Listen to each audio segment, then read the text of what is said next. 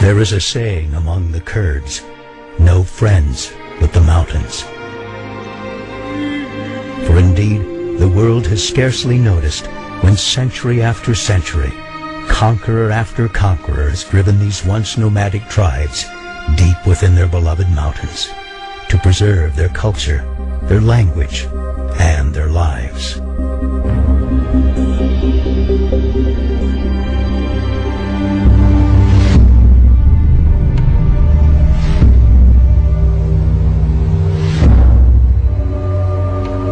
Hidden in the shadows of history, resistance against repression became the Kurdish way of life, until atrocities inflicted by a dictator named Saddam Hussein sent shockwaves throughout the world, causing people of every nation to ask, who are the Kurds? For many, awareness arrived on Bloody Friday in March of 1988, when Saddam dropped poisonous gas on the Kurdish city of Halabja, killing 5,000 within minutes, followed by 7,000 more as the bombing continued for days.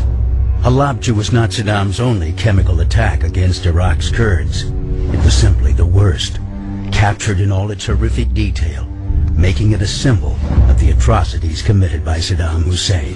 Saddam's tried to wipe the Kurdish people from the face of the earth. The people in Kurdistan, they are so happy because of the liberation and because now they can live in peace and free. To trace the history of the Kurds, one must begin at the beginning.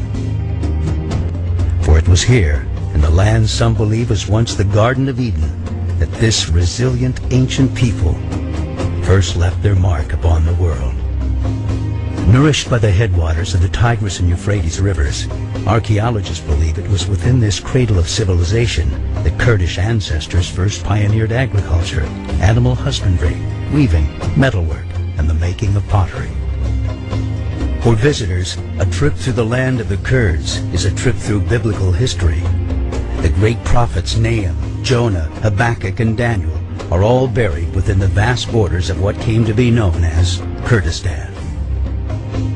The city of Ahmadiyya still stands, marking the place many believed wise men, known as Magi, began their journey to follow a great star that appeared in the sky. As centuries passed, these tribes would fall to the forces of Alexander the Great at the Battle of Gaugamela, and later rise to their zenith as traders along the legendary Silk Road. In time, the Mongol hordes would make them prisoners, followed by the Ottomans, who would make them princes. But whether their occupiers were good or bad, killers or saints, the Kurds would learn to do what they must to survive. At the end of World War I, the Kurds were finally promised independence, with the dismantling of the Ottoman Empire and the creation of new nation-states. Instead, with the stroke of a pen, Kurdistan was parceled out among Turkey, Syria, Iran, and Iraq.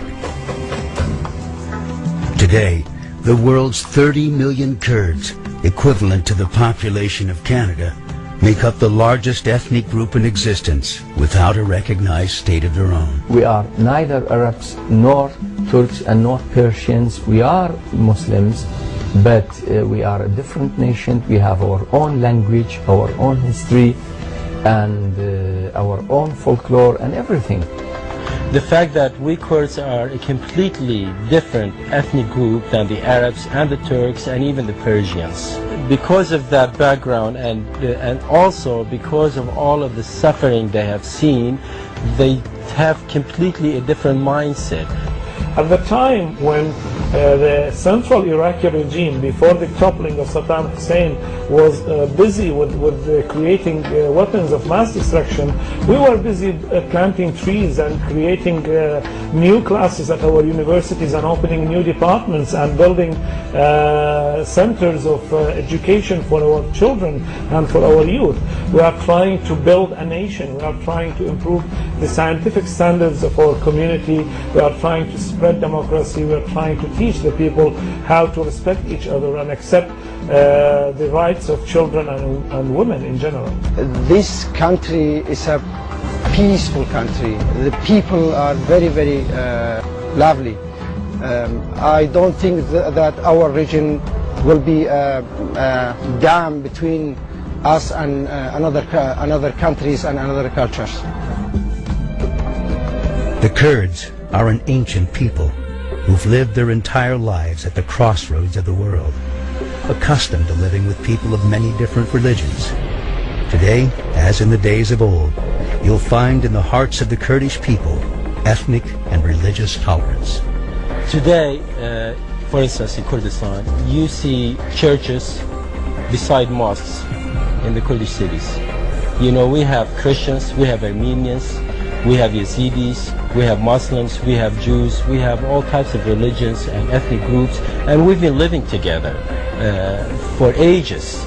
And that shows, you know, how tolerant the Kurdish people are.